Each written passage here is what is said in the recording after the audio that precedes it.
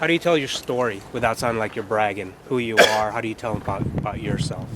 In what situation? I need a little more If we're having a information. conversation, we open them up and we start talking to them. I know we have something in common, and you always say ask a question, let them do the talking. But where do you come in and tell them about yourself without going too far and sounding too much into yourself? Okay, really good question, okay? In that situation, how do you tell your story? So, for instance, let's say you're in a coffee shop, right? And all of a sudden the girl's ordering Italian coffee. And, she says, God, I love this coffee because it's from Italy. And you say to her, have you ever been to Italy? And she says, no, but I really want to go. Then you can tell your story about your trip to Italy and go, oh, Italy's amazing. It's such a beautiful place.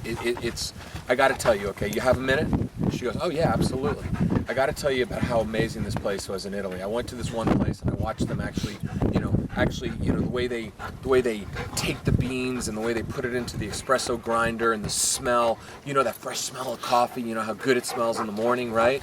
Well, they do this in this like little cafe, and this cafe is beautiful because it overlooks the water, and it's got this incredible view of like the mountains and the water and everything else, and you get really into the story. You get really like emotional.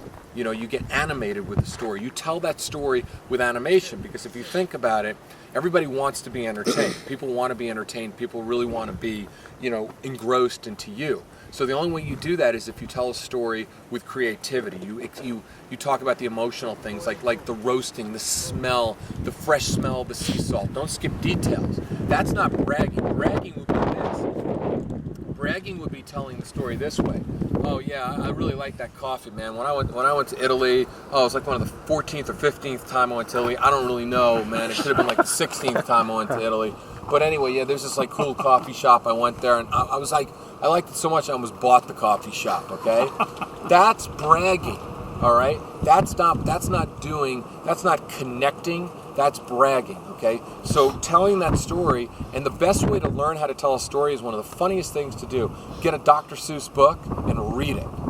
Read Dr. Seuss, okay? And just like emphasize, it's like get good at reading Dr. Seuss. You got a niece or nephew? Go to their house, they're 3 or 4 years old, read them a story. If you bore them, then you're boring women too. So to tell a good story is to tell a story to a kid. Tell the story to the kid. If the kid finds you interesting, tell the story the same way to the woman.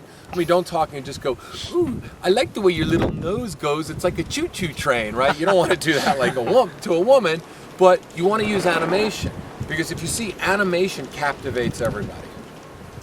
Let's do one more.